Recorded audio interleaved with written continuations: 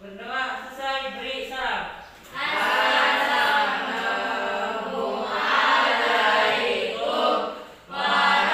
warahmatullahi wabarakatuh. Ya, waalaikumsalam warahmatullahi wabarakatuh. Ya, Ibu akan mengecek kehadiran kalian. Nah, tapi sebelum mengecek kehadiran, Ibu selalu tekankan ya dalam setiap pembelajaran Ibu bahwa boleh ada toleransi 5 menit perlahan setelah, tetapi lebih dari itu Ibu akan memberikan punishment ya, jadi tolong diperhatikan dan untuk dilaksanakan tepat waktu ya, karena disiplin itu sangat penting, bukan cuman untuk diri kalian sendiri, tapi juga berpengaruh pada orang lain, juga buat masa depan kalian ya. Oke, yang tidak hadir siapa di sini? Sarah. Oke, Sarah, kenapa Sarah? Izin. Oh ya, izin dulu Acara keluarga. udah ngabarin ke KM ya? Udah. Oke ya, nah ini contoh yang bagus ya. Ketika izin atau sakit, tolong memberitahukan, jangan sampai sakit tapi tidak bilang, jadi kan diapakan ya. Jadi tolong, ini contoh yang bagus juga ya. Nah ini karena masa pandemi ya saat ini, tolong tetap memperhatikan walaupun memang tingkat tertular. Ya, jadi sebelum kita memulai pembelajaran, kita serukan yel-yel kita. Duta Bisa. Duta Bisa. Duta Bisa. Oke, bantu. Apa kabar kalian semua? Baik. Alhamdulillah ya. Nah ini masih semangat? Baik.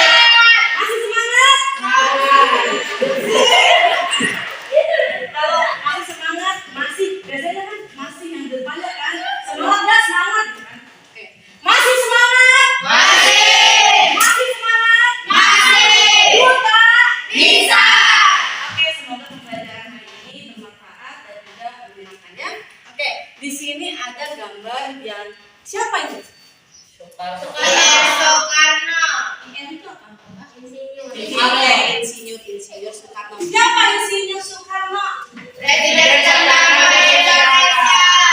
Oke, nah di sini ada kata-kata mutiara yang mungkin juga berkesan buat ibu dan ibu akan menyampaikan kepada kalian ya bahwa Soekarno mengatakan barang siapa ingin mutiara maka harus berani terjun di lautan yang dalam. Nah ini sebenarnya memiliki arti yang luar biasa dan juga memberikan istilahnya apa ya, kata-kata mutiara ini memberikan motivasi hidup agar untuk mencapai suatu kesuksesan maka bukanlah sesuatu yang mudah, melainkan ada sebuah pengorbanan yang harus kita lakukan seperti itu. Next ya. Nah di sini adalah ibu akan membacakan tujuan dari pembelajaran ini. Oke. Yang pertama adalah siswa mampu menganalisis arti pentingnya Undang-Undang Dasar Negara Republik Indonesia tahun 1945.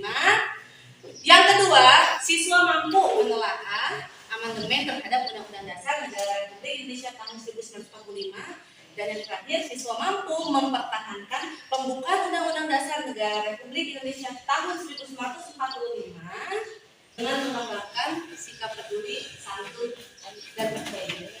Kita sudah membahas tentang apa arti dan fungsi dari Undang-Undang Dasar. Nah, dikaitkan juga dengan materi saat ini yaitu tentang mempertahankan Undang-Undang Dasar. Nah, di sini apa sih kaitan mempertahankan Undang-Undang Dasar itu dengan kehidupan kita sehari-hari?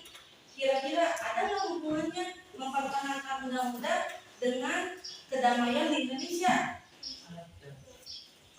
Ada yang bisa menjawab? Ada hubungannya tidak kira-kira? Ada. Siapa yang berani? Oke, Putri. Kan undang-undang itu isinya hal baik semua ya Bu. Kalau diterapkan dalam kehidupan sehari-hari atau masyarakat pasti akan lebih baik juga. Oke, bagus ya. Betul, tadi kata Putri bahwa apabila tidak dilaksanakan, nah ini semua aturan kan dibuat untuk kebaikan, betul? Betul. Betul atau betul? Betul. Ya, maka ketika pembukaan Undang-Undang Dasar dan juga Undang-Undang Dasar tidak dilaksanakan, maka akan timbulnya apa kira-kira? Akan timbul apa kira-kira kalau Undang-Undang Dasar tidak diterapkan? Akan timbul apa? Kekacauan, Oke, kekacauan. Terus apa lagi kira-kira? ketertiban, Ketidakbaikan ya. Ya, terus tidak tertiban. ketidaktertiban dan masih banyak yang lain. Oke, jadi di sini kita akan membahas tentang pelaksanaan Undang-Undang Dasar ya dalam kehidupan kita sehari-hari. Nah ini yang akan kita bahas ada tentang amandemen, yang kedua ada tentang melaksanakan Undang-Undang Dasar dalam kehidupan kita sehari-hari, dan juga yang ketiga adalah mempertahankan. Nah, ada yang tahu nggak amandemen itu apa? Putri? Amandemen adalah perubahan atau penyempurnaan terhadap pasal-pasal dalam Undang-Undang Dasar. Oke, bagus Putri. Ada yang tahu lagi amandemen itu apa sih? Apa Bu?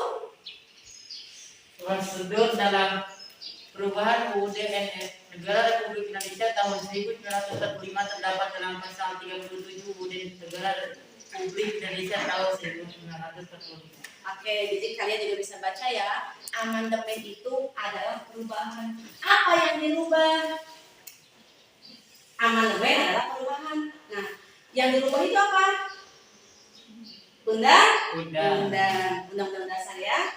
Nah, di sini kenapa dilakukan amandemen? Karena ya balik lagi ya, karena buatan manusia, maka tidak bisa dipungkiri bahwa masih ada yang harus diperbaiki ya. Untuk isi-isi dari pasal-pasalnya masih banyak yang perlu dikoreksi sehingga muncullah aturan amandemen.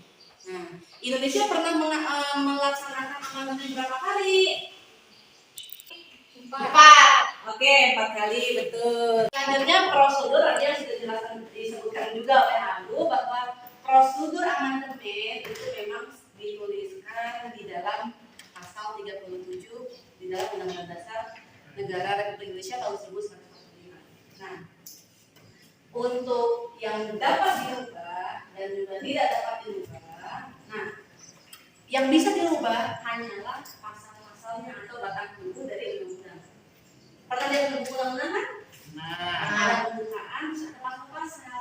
Iya. Nah, pembukaan itu kata pengantar dan juga pasal-pasal merupakan batang tubuh. Nah, batang tubuh itu bisa dirubah, tetapi amandemen sebagai pendahulu dalam undang-undang itu tidak bisa dirubah. Kenapa? Ada yang tahu nggak kira-kira? Kenapa pembukaan undang-undang dasar tidak boleh dirubah? Kira-kira kenapa? Materi tadi sudah disampaikan. Sekarang kalian ya karena ibu sudah WA ya melalui grup kelas, kalian sudah dipilih menjadi 4 kelompok. Silakan kalian duduk sesuai dengan kelompoknya masing-masing.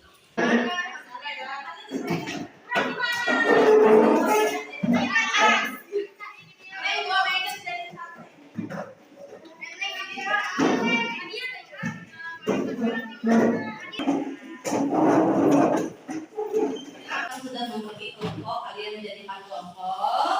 Nah, tugas kalian di dalam kelompok adalah mengisi LKPD atau lembar kerja peserta didik. Di sini nanti kalian akan mengamati video, nanti kalian isi, dan kalau misalkan ada yang mau ditanyakan, ya silakan nanti bisa ditanyakan ya.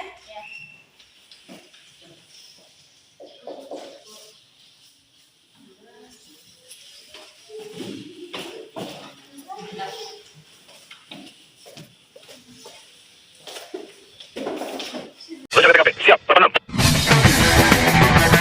Hari ini kami melakukan patroli hunting di wilayah Bogor Kota. Dan sesampainya di Bogor, saya pun langsung bergabung dengan anggota Satuan Lalu Lintas Polres Bogor Kota. Kami menemukan pengendara dan juga penumpangnya yang sama-sama tidak menggunakan helm. Aduh, sini turun dulu dari kendaraannya. Ini helmnya ada, kenapa nggak dipakai? Udah kasih dulu. Dalam kesempatan, si pengendara ini pastinya tidak mempunyai surat izin mengemudi. Tunjukin SIM sama STNK-nya deh. STNK aja. SIM-nya kemana? Belum punya kan? Kelas berapa masih sekolah? STNK? Hah? STNK? Kelas? Kelas 10.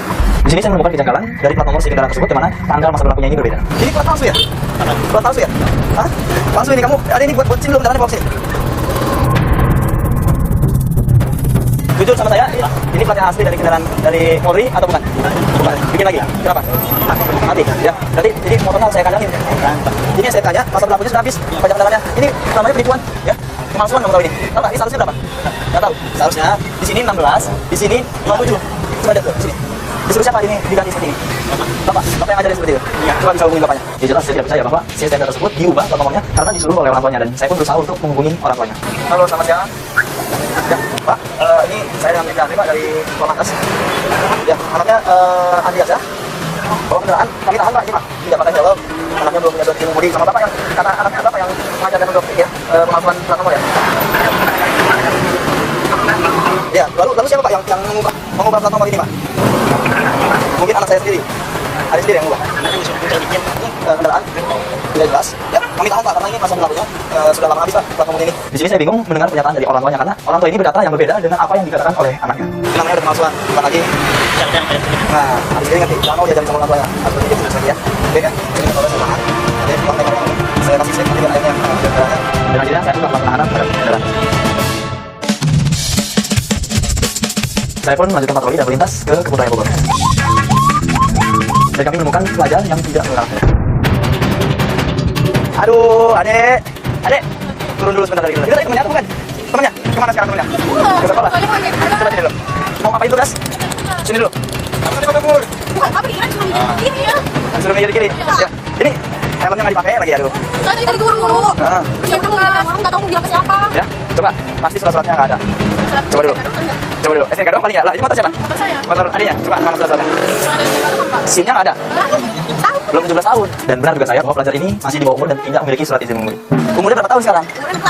Mau 17 ya? Berarti udah layak bawa kendaraan atau belum? Sebenarnya memang belum, tapi nggak ada yang nganter kalau sekolah. Nggak ada yang nganter kalau sekolah. Sekarang kuliah baru sekarang jadi baru kerja lagi di Bandung, kayak lagi di Bandung. Saya mau ke Kompas, Boleh. Saya juga nggak bohong ini saya benar ya. Jangan minta maaf sama saya. Jadi lupa. Kita mau dimarahin sama sekarang. Tiba-tiba berani. Iya, makanya lo bisa bawa motor atau nggak? Bisa tapi baru sekarang doang. Maksudnya? Ya kan orang tua saya pergi. Terus saya kasih orang tua udah makan aja gitu. Terus nggak tahu tadi disuruh beli bahan dia. Di sini saya ingin mengetahui apa alasan orang tuanya membiarkan anak yang masih di bawah umur untuk berkendara di jalan raya. Biasanya diantarin orang tuanya. Iya, sekarang. Baru sekarang. Ya, ada lagi. Coba telepon orang tuanya. Saya mau ngomong. Ya, terus gimana lagi? Nah, berarti ini tanpa sepengetahuan orang tua dong bawa kendaraan. Ibu bukan dimarahin ya, tapi ngapain di sini? Gimana? Aku dimarahin ya, aku ngapain di sini kan? Sekolah. Enggak usah gini. Ini kan adiknya bawa kendaraan. Nah, adiknya belum punya SIM ya. Saya Ya, jangan. di sini, adik berkendara di sini tidak pakai helm, SIM-nya nggak ada. Om, please, om. Om siapa? Ya, pokoknya ya, kalau di sini apapun. Iya. Saya nggak nikahin kakaknya ini loh. Daripada dibilang bapak kayak budak juga. Oh iya, berarti saya masih muda ya? Ya. Ini tetap saya lakukan tindakan. Ini saya tilang, saya tahan STNK-nya. Nanti ambil bisa di Polres, setelah bayar ke bank, kita pakai tilang. Kalau nggak ambil di kasan. Jangan. Kenapa? Jangan. Kenapa bisa jangan? Jangan gini dah. Jangan dia berani dia dilakuin apa aja tapi kan. Berani dilakuin apa aja gimana maksudnya? Berani dia dihukum apa aja deh. Jangan dihukum. Anak ini malah menangis. Di sini saya menaruh kecurigaan bahwa apakah anak ini benar-benar diizinkan oleh orang tuanya untuk berkendara atau malah si anak tersebut berkendara tanpa sepengetahuan orang tuanya. Kalau itu sebenarnya kita tuh bukan disuruh buat sini, kita ke sekolah. Cuman kita tuh karena Jangan itu dia ada terus gitu masih dapat dari bahan gitu ke sini. Terus itu bukan mau kita juga gitu. Ya udah, Ya, makanya- dulu sekali. Nanti kalau misalnya bapak ketemu atau bapak tidak kamu dia bilang. Tadi mau dibilangin petugas malah adik. Bukan, kira disuruh minggir ke sono. Terus ketemu mana? Udah minggir ke sono terus kita udah minggir. Kan awalnya bapak dia dari sini. Terus minggir. Ya udah minggir ke sono. Terus ke sono lagi. Minggir. Ya udah minggir. Jadi minggir. Iya, itu berdua tempatnya teman-teman tadi berangkatnya. Ini cuma ini STNK-nya aja sebagai barang bukti. Jangan itu kok. Nanti ambil di kejaksaan. Masalahnya dia orang tuanya di Bandung tuh halaman, nanti dia ngambilnya gimana? Nih beneran ya jujur ya kalau orang kereta kayak ini tuh kita bisa tur, sedangkan orang kereta dia di Bandung, gue harusnya mulai nanti. Jadi lama gitu. Iya, kan nanti ada tanggal yang ditentukan.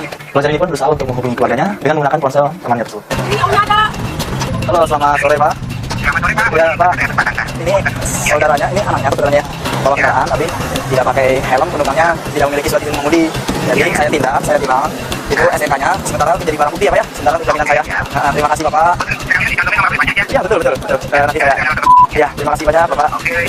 Ya, saya sangat mengapresiasi kepada keluarga dari pelajar ini karena sangat kooperatif pada saat saya akan menindak si pelajar tersebut. Nanti bayarnya berapa coba?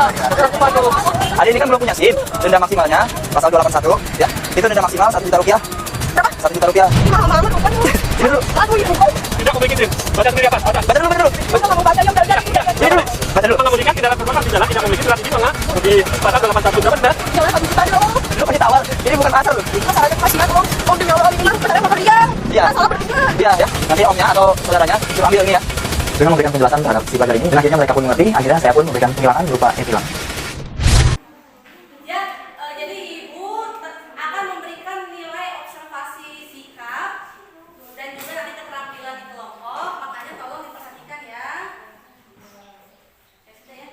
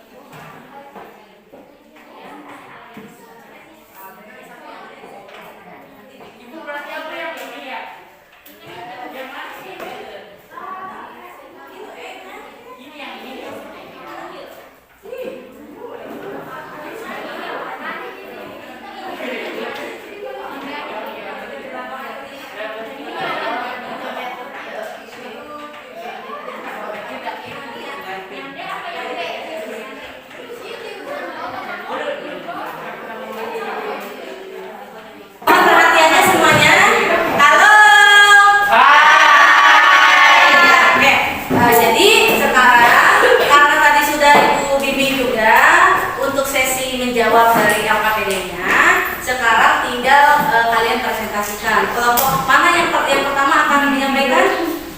Mungkin kan di sini ada 5 poin ya, jadi nggak usah semuanya nggak usah semuanya membacakan, tetapi perwakilan aja ya salah satunya. Oke, yang pertama akan menyampaikan siapa?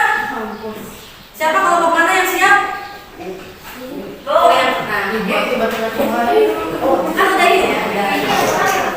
Oke, silakan yang mau Putri ya. Oke. Kami dari kelompok 4 akan menjawab pertanyaan yang nomor 1. Karena melanggar rambu-rambu lalu lintas dan aturan lainnya dalam berkendara itu harus ditegakkan karena salah satu dalam contoh peranan melaksanakan dan mempertahankan Undang-Undang Dasar Negara Republik Indonesia 1945 sebagai warga negara baik. Saya dari kelompok 3 mau mempresentasikan hasil dari kelompok kami. B.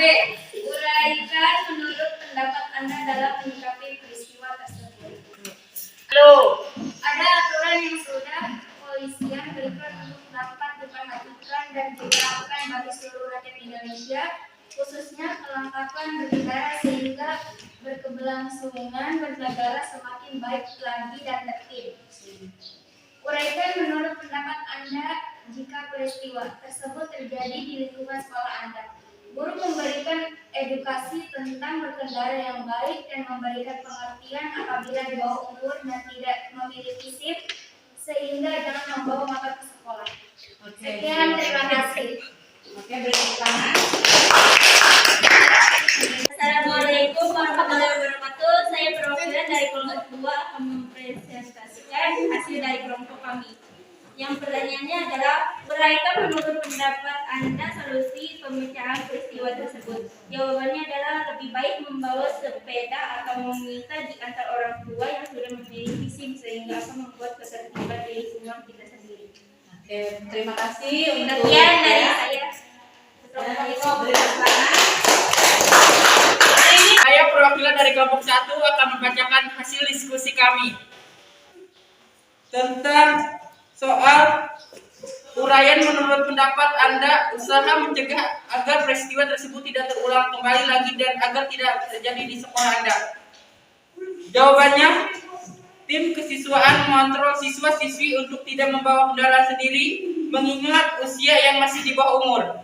Guru selalu menyelipkan pemahaman bahwa sebagai warga negara yang baik kita wajib melaksanakan apa yang menjadi kewajiban kita sebagai warga negara. Siswa menerapkan sikap-sikap menjadi warga negara yang baik seperti taat dan patuh terhadap aturan yang ada di Indonesia. Sekian dari saya, terima kasih. Setelah kegiatan presentasi ini, ada yang ingin mengungkapkan perasaannya saat belajar? Oke, Nabila silakan. Berdiri. Setelah saya mempelajari materi ini, saya menjadi lebih paham tentang lalu lintas. Ada yang mau lagi memberikan perasaannya setelah pembelajaran, apa yang dirasakan? Setelah belajar ini, saya lebih mengenal dalam harus selalu menaati tata tertib di lalu lintas. Oke. Terus harus memiliki SIM. Oke, bagus ya, beri tepuk tangan. Nah, ini Ibu akan memberikan kesimpulan secara umum dari semua pembelajaran yang sudah kita lakukan. Yang pertama, amandemen dilakukan atau aturan-aturan bisa dirubah, ya, apabila ada yang memang sangat penting dan ya juga harus mengikuti prosedur yang berlaku. Terus yang kedua, dalam pelaksanaan pembukaan Undang-Undang Dasar ini perlu diperhatikan bahwa nilai-nilai baik juga percuma. Undang-Undang Dasar juga percuma ada kalau tidak diterapkan, karena justru untuk menciptakan Indonesia yang lebih baik lagi, yang diharapkan adalah warga negara yang menaati dan patuh terhadap Undang-Undang Dasar. Sehingga yang perlu digarisbawahi bahwa kita sebagai warga negara wajib untuk menjalankan aturan tertib. Nah, aturan atau tata tertib yang dibuat oleh Indonesia yaitu ada di dalam Undang-Undang Dasar. Oke, ya, jadi sudah ya kegiatan alhamdulillah. Nah, sebelum mengakhiri kegiatan pembelajaran, Ibu sudah mengecek, silakan dibuka handphonenya. Ibu sudah cek ya, sudah mengirimkan chat ke grup kelas. Ini ada di materi, jadi kita akan melakukan post test sekarang juga, ya. Silakan dibuka handphonenya. Sudah? Sudah? Sudah, Bu. Sudah?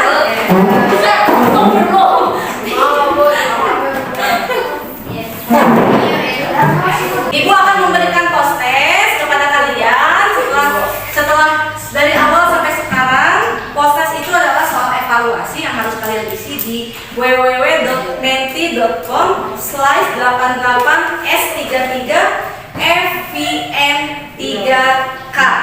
Nah, sekarang langsung dikerjakan. Nanti Ibu akan memberikan langsung poin ke dalam nilai observasi individu ya. Oke. Sudah ya pembelajarannya, dan silakan akses link post test yang Ibu berikan di grup WhatsApp kelas. Sudah bisa dilihat? Sudah bisa dilihat? Udah Bu, udah bisa Bu, udah bisa Bu. Nah, silahkan diisi dulu. Sudah Bu. Oke, sudah, bagus.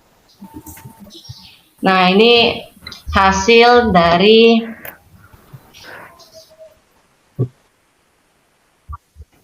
Oke. Nah, ini untuk pertanyaan pertama. Undang-Undang Dasar Undang-Undang Dasar memiliki dua sifat. Nah, yaitu konstitusi dapat diubah atau tidak dapat diubah. Sebagai hukum tertinggi, bangsa Indonesia adalah konstitusi yang dapat digolongkan sebagai konstitusi yang dapat diubah. Perubahan atau penyempurnaan terhadap pasal-pasal dalam Undang-Undang Dasar Negara Republik Indonesia tahun 1945 disebut dengan, amandemen sudah yang mengisi 83%. Yang benar ya, ini jawaban yang benar, amandemen. 17% masih salah, bagus. Sebagian besar sudah bagus ya. Oke, pertanyaan kedua. Undang-Undang Dasar Negara Republik Indonesia tahun 1945 sudah 4 kali mengalami perubahan. Lembaga yang berwenang dalam melakukan perubahan. Bagus ya, ini pertanyaan kedua 100% sudah menjawab benar. Oke, bagus. Nah, ini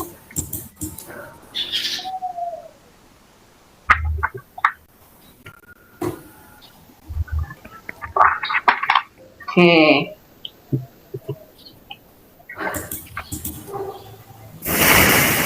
Ini soal esainya ya. Oke, sebutkan salah satu sikap positif terhadap Undang-Undang Dasar Negara Republik Indonesia tahun 1945 dalam kehidupan berbangsa dan bernegara. Di sini pertanyaan yang pertama, menghormati lembaga negara dan pemerintah sebagai organisasi yang mengatur pada kehidupan masyarakat. Bagus. Untuk minggu depan kita akan mempelajari tentang materi kedaulatan. Silakan nanti dibaca-baca di rumah ya. Oke, mungkin kita